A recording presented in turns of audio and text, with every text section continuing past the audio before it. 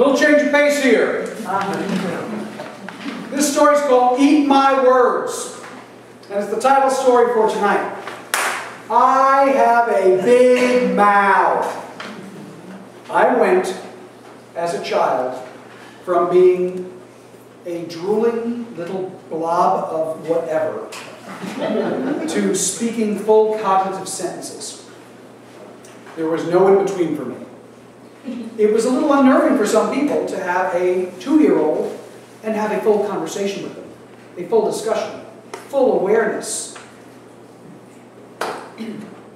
Sadly, it also created other things, which is the problem is that I had no filter. My mom swore she was going to take out a full-page ad in the Daily News, in the New York Daily News, saying, I am not responsible for any words that come out of the mouth of Thomas James Abrevado Jr.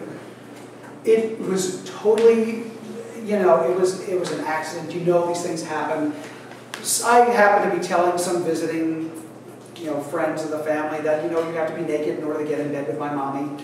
And it kind of escalated from there. You know how easily these things are misunderstood. You know, I was really referring to my father running around doing it, but, you know, things get blown out of proportion.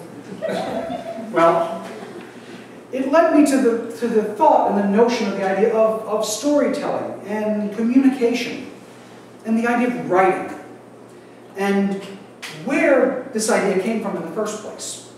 Because, you know, human beings have been telling stories and speaking to each other. They've had language for hundreds of thousands of years. But we've only had written language for the last 5,000. So, what do you think might have prompted the idea for written language? Well, I thought about this. It's the early days, the caveman days, let's call them. And you've got Thag.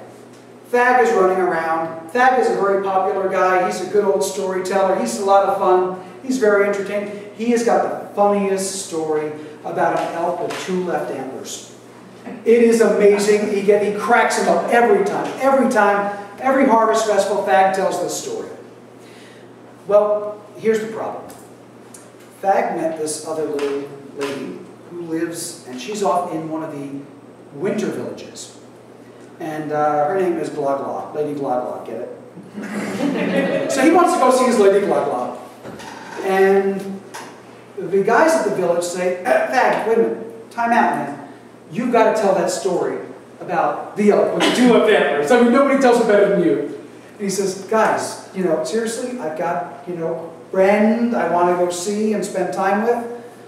And they're like, you've got to tell the story. He says, listen, get Bobo to tell the story. Like, oh, you can't get Bobo to tell the story. He always messes up stories. Bobo is terrible. Besides, you know, I think one of his grandparents was Neanderthal, which, you know, is very much a no-no. Nobody wanted to talk about that, but, you know, it happens. So he says, well, why don't you get Gazi to do it? Gazi's worse than Bobo. No, Thag, you've got to do it. You've got to tell the story. Well, Thag's in a quandary.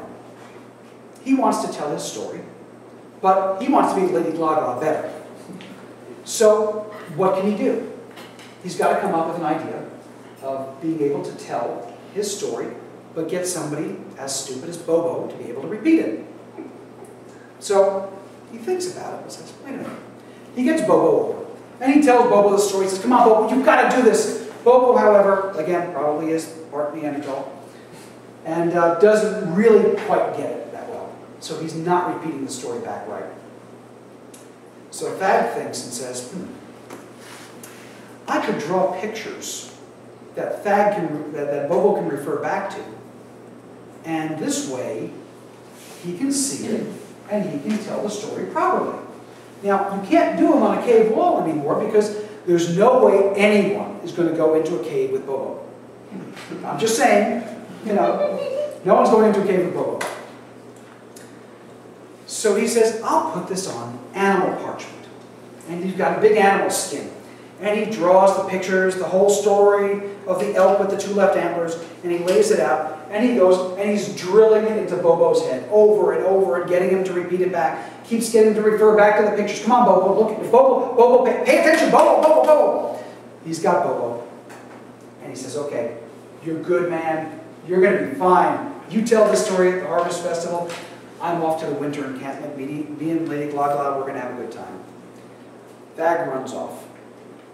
While he's out there in the wintertime, he's spending time with his lady, but he's got a nagging little thought in the back of his head.